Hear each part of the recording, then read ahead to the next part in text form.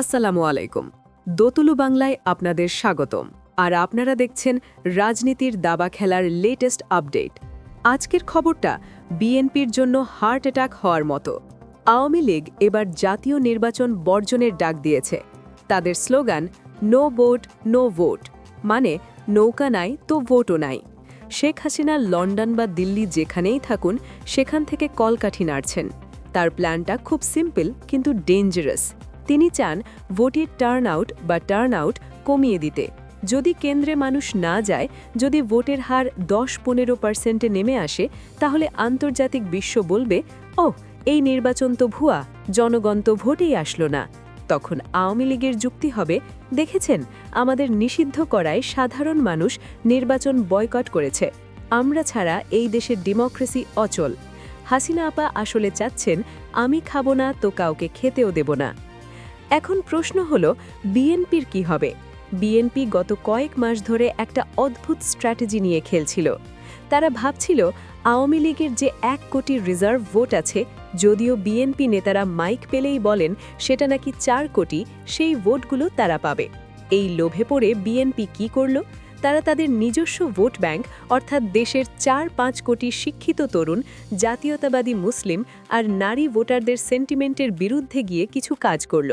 তারা সফট হওয়ার চেষ্টা করল, আওয়ামী লীগকে একটু স্পেস দেওয়ার চেষ্টা করল, যাতে ওই 1 কোটি ভোট তাদের বাক্সে পড়ে। কিন্তু হায় রে কপাল, আমও গেল, ছালাও গেল।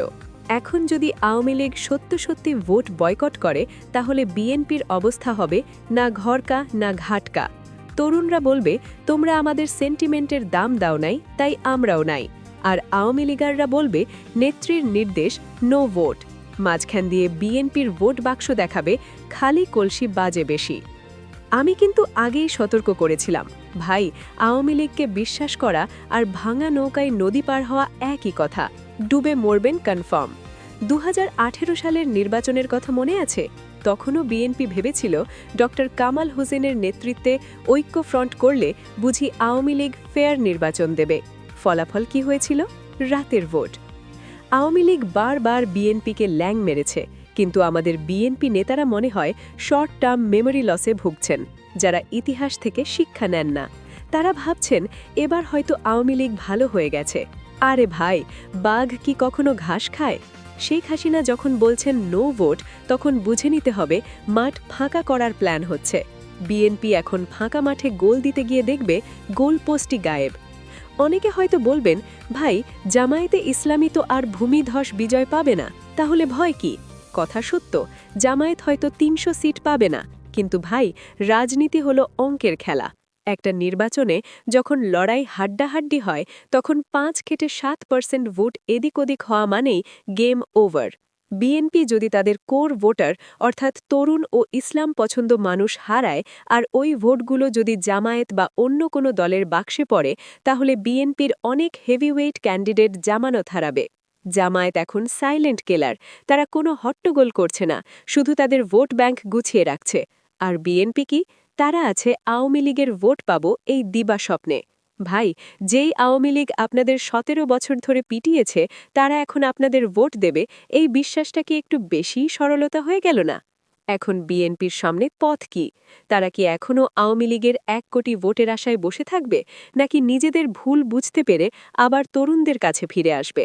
পরিস্থিতি যা দেখা যাচ্ছে, তাতে মনে হচ্ছে বিএনপি এখন শ্যাম রাখি না কুল রাখে অবস্থায়। একদিকে আন্তর্জাতিক চাপ, অন্যদিকে দলের ভেতরের অসন্তোষ। যদি সত্যি ভোটের দিন টার্নআউট কম হয়, তাহলে আন্তর্জাতিক মিডিয়া বলবে, this election is not inclusive, এই নির্বাচন গ্রহণযোগ্য না। আর তখন শেখ হাসিনা লন্ডনে বসে কফি খেতে খেতে হাসবেন।